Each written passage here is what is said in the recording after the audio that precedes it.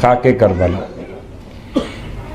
امام کی روایت کو کوٹ کرتے ہوئے کہ جب تمہارے گھر میں کسی نومولود کی آمد ہو، تمہارے گھر میں کسی نومولود کی آمد ہو، تو ایک لفظ استعمال کرتے ہیں بچے کی پہلی خوراک گٹھی پلانا یا تالو اٹھانا، سلام ہو ذات معصوم پر۔ فرمایا ہمارے شیعوں کی پہچان یہ ہے، حنکوا اولادکم، تم تہنیک کرو اپنی اولاد کی، پہلی خوراک دو اسے۔ کس کی خوراک دو؟ خاک کربلا کی۔ روکے رہیے گا کہ وہ خاک اصلی کہاں ہے؟ شیطان نے اڑغلایا، یہ تو باہر پڑی مٹی ہے۔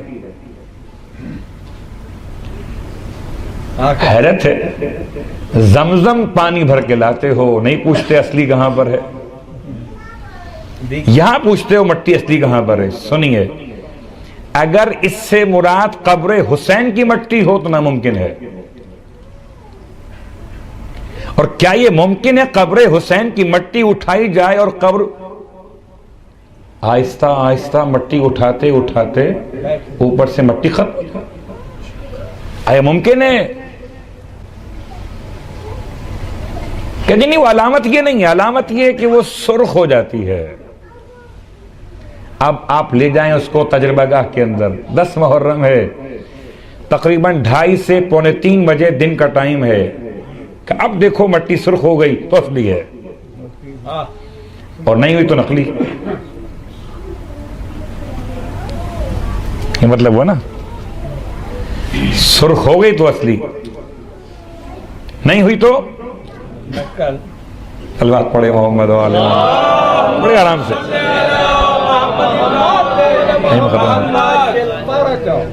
بات بہت طولانی ہو گئی، بات سمیٹ لیتا ہوں۔ مٹی کا سرخ ہو جانا اس کے اصلی یا نقلی ہونے کی علامت نہیں ہے، مٹی کا سرخ ہو جانا اس بات کی علامت ہے کہ اس میں 2 الگ الگ الفاظ ہیں، سرکار سید الشہداء کے خون کے اثرات باقی ہیں، یا یہ مٹی امام کی قبر سے اتنا قریب سے اٹھائی گئی ہے کہ قربت کی بنیاد پر وہ 40 دن تک جو آسمان سے خون برسا، یہ اتنا قریب ہے قبر حسین علیہ السلام سے مٹی کے اس قربت کی بنا پر اس میں اثرات ہیں کہ یہ وقت شہادت سرخ ہو جاتی ہے۔ حنکوا اولادکم، اپنی اولاد کی تہنیک کرو، پہلی خوراک دو اسے۔ دست ہے، مٹی ہے، جراثیم ہوں گے، لا حول ولا قوت الا باللہ، میڈیکل سائنس، مٹی۔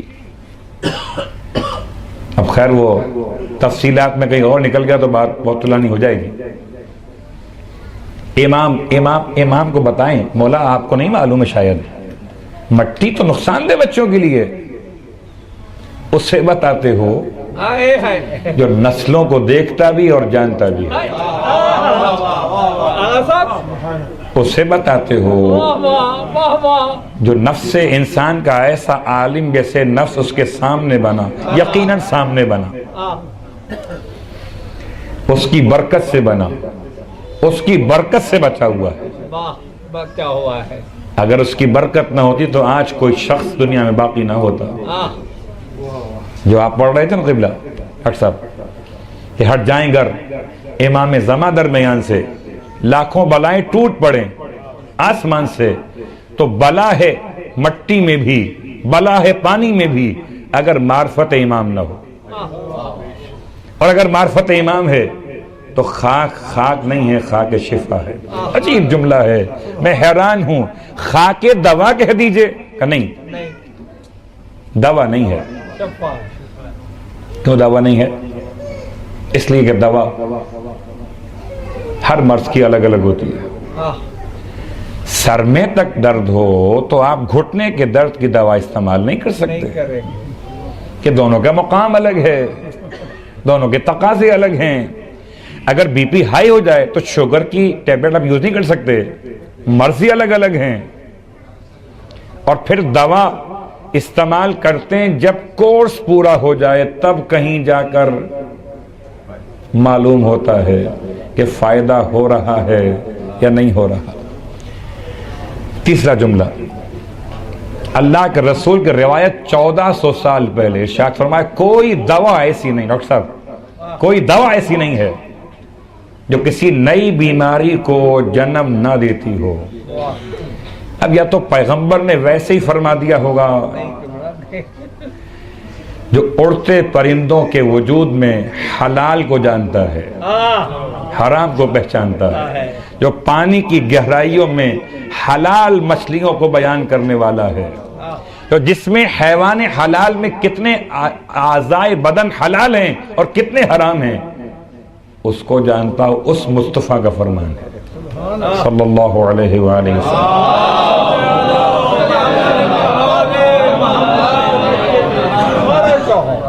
کوئی دوا ایسی نہیں ہے، کوئی دوا، کوئی طریقہ علاج جو آپ نام لیجئے گا، آپ کے جو علم میں ہیں، ایلوپیتھک ہو، ہومیوپیتھک ہو، ہربلس ہو، جو بھی ہو آپ کے علم میں، کوئی طریقہ علاج میں کوئی دوا ایسی نہیں ہے اس کے سائیڈ ایفیکٹس نہ ہوں۔ آج کی زبان نبی کہتے ہیں، اس لیے معصوم نے خاک کربلا کو خاک دوا نہیں کہا، خاک شفا کہا، کہ مرض میں اور دوا میں شفا کچھ دور رہتی ہے، کہ پہلے دوا ہو پھر وہ نظر کرم کرے شفا ہو جائے۔ یہاں دوا نہیں ہے، شفا ہے۔ اس کا مطلب ہے اب روایت معصوم کی کہ کیا اول دوا کے طور پر شفا کے نام سے خاک شفا دینی چاہیے؟ فَبَدَأً، امام فرماتے ہیں کہ جب تم کسی مریض کو خاک شفا دو تو تمام دوائیاں شروع کرنے سے پہلے، ایک روایت بھی ہے، لیکن بعض علماء نے اس کو تاکید کو محدود نہیں کیا ہے کہ آپ دوائیاں استعمال۔ مسئلہ کیا ہوتا ہے، ہم جب سب سے ہار جاتے ہیں کہ اچھا بھائی یہ دوا بھی سوٹ نہیں کرتی، اس سے فائدہ نہیں ہوتا، تو وہی حال ہوتا ہے جب کچھ نہ کر سکے۔ جملہ کہو بسم اللہ۔ یہ سب سے آخر میں کیا مطلب ہے؟ چلو اب اس کو بھی صلوات پڑھے محمد والے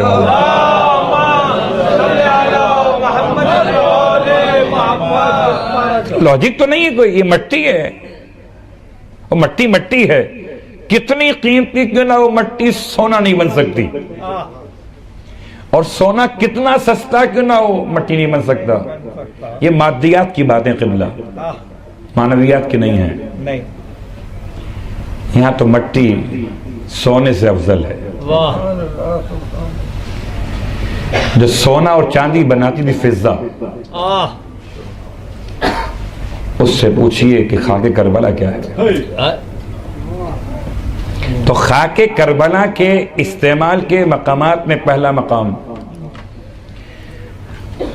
آپ داہنے کان میں اذان کہیے، بائیں کان میں اقامت کہیے، اذان و اقامت سنا کے بنائیے نمازی، اور کربلا کی خاک چٹا کر بنائیے غازی، کہ بچپن سے نمازی بھی ہو جائے اور غازی بھی ہو جائے۔ یہ دونوں باتیں آپس میں بہت میچ کرتی ہیں۔ اور پھر دوسرا مقام جہاں استعمال کرنا ہے،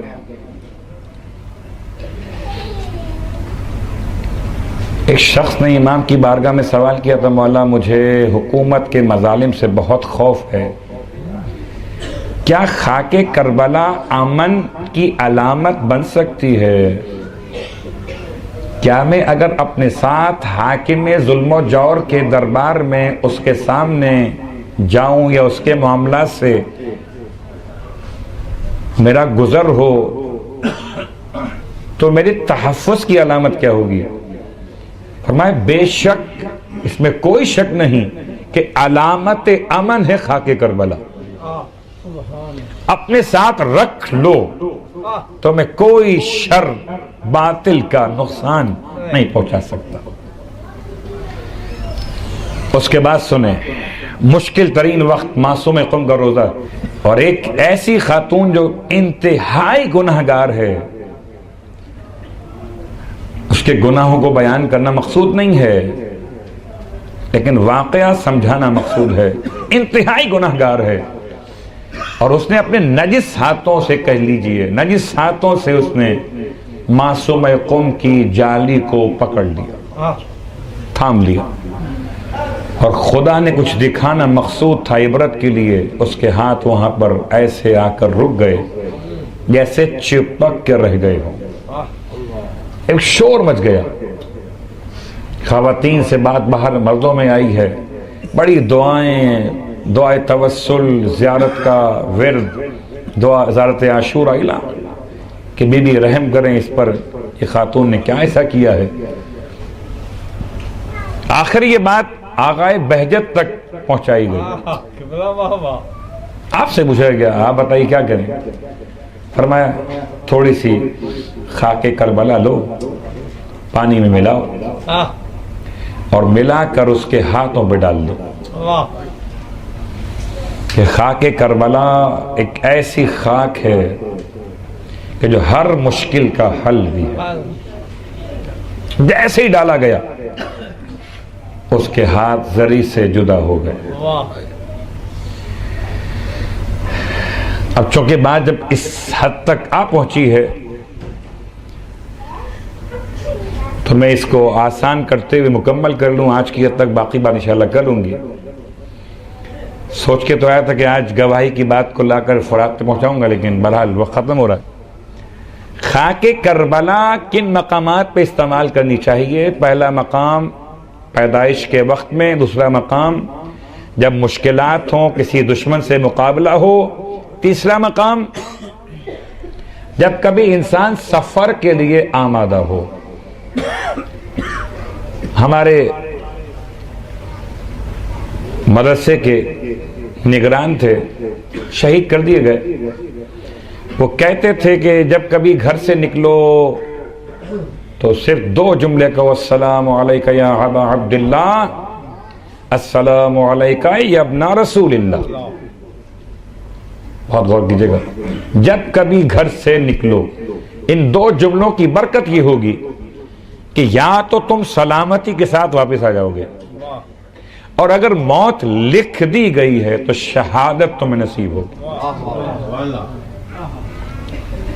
میں سوچتا ہوں کہ اگر سفر مادی ہو، سفر مادی ہو، گھر سے باہر جانا ہو، السلام علیکم یا ابا عبداللہ، کبھی آئیے روحانیت کی منزل پر جب سفر معراج ہو، مصلی پر کھڑے ہوں اور تکبیرۃ الاحرام سے پہلے ایک بار کہیے، السلام علیکم یا ابا عبداللہ۔ تکبیرۃ الاحرام سے پہلے کہیے ایک مرتبہ، السلام علیکم یا ابا عبداللہ، کے سفر پہ جا رہے ہیں۔ اور اس سے عظیم سفر اور کیا ہوگا کہ معراج تک جانا۔ صلوات پڑھیں محمد علیہ۔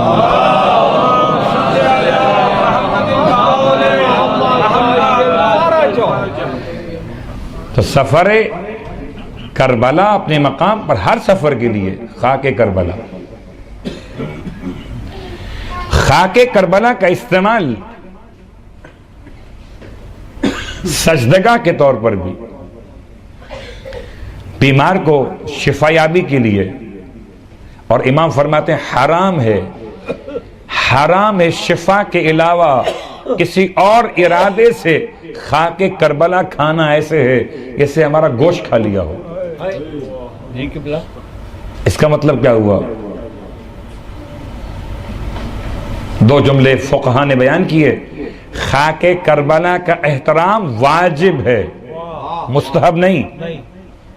خاک کربلا کی توہین حرام ہے، مکروہ نہیں۔ امام کے اپنے الفاظ، اتنے سخت الفاظ، شفا کی نیت کے بغیر ایسے ہی انجوائے کرنے کے لیے چلو ثواب مل جائے گا، نہیں، حرام ہے۔ اور اتنا بڑا جملہ امام کا، فرمایا جیسے ہمارا گوشت کھا لیا ہو۔ اور بس عزیزو، خاک کربلا خاک کربلا ہے، ایک ایسا شخص ہے جس نے وصیت کی ہے کہ مجھے نجف میں مولا کے جوار میں دفن کیا گیا۔ باقی باتیں کر میں چھوڑتا ہوں۔ آج کی حد تک بات مکمل کرتا ہوں۔ یہ رہنے والا کہاں؟ بصرہ کا ہے۔ بصرہ میں اس نے اپنے اعزہ سے وصیت کی، مجھے نجف میں مولا کے جوار میں دفن کیا۔ انتقال ہو گیا، عرصہ میت کو لے کے چلے، امام حالت خواب میں اپنے خداموں کے پاس پہنچے، فرمایا خبردار بصرہ سے آنے والے تاجر کی میت کو میرے حرم میں دفن ہونے کی اجازت نہ دینا، وہ یہاں کا اہل نہیں ہے۔ اللہ اکبر۔ سمعاً و طاعتاً، خدام کہتے ہیں مولا ہم حاضر ہیں، اس کو یہ دفن نہیں ہونے دیں گے۔ لیکن وہ میت نہیں آ سکی، تاخیر ہو گئی، اور اب امام پھر خواب میں آئے، خداموں سے کہتے ہیں ہم نے جو منع کیا تھا اس میت کے لیے، اب ہم تم سے کہتے ہیں اگر وہ اب میت آئے تو اسے میرے حرم میں احترام کے ساتھ دفن کر دینا۔ اور کسی کی ہمت نہیں امام سے پوچھے، خداموں نے پوچھ لیا مولا سے، مولا غلاموں کا سوال ہے، ایسی کیا بات ہو گئی ہے کہ 2 دن پہلے آپ منع کر رہے تھے، آج کہتے ہیں دفن کر دیں؟ فرمایا کہ اسے اس کے لواحقین جب لے کے چلے تو راستہ جو اختیار کیا، وہ اختیار کیا جو کربلا سے نجف آتا ہے، اور اس کی جب میت کو کربلا سے گزارا گیا تو کربلا کی مٹی دھول جو ہوا سے اڑ رہی تھی وہ اس کے کفن میں گر گئی، اور خدا کو یہ بات کیسے قبول ہو، اس کی رحمت کو جوش ہوا کہ اگر کربلا کی مٹی کفن پہ پڑی ہوئی ہے تو اس کے وہ سارے گناہ بخش دیے جو خدا سے معاملات سے متعلق تھے۔ اب یہ اس قابل ہو گیا کہ میرے حرم میں دفن کیا جائے۔ خاک کربلا، یہ مٹی جو ہوا میں اڑ رہی ہے یہ خاک کربلا ہے، یہ ڈسٹ نہیں ہے اس معنی میں، ورنہ آنکھوں میں مٹی چلی جائے تو آنکھیں خراب ہو جاتی ہیں، اور ایک نہیں کئی واقعات ہیں کہ آنکھیں ٹھیک ہوئی ہیں اس مٹی کے آنکھوں میں جانے سے۔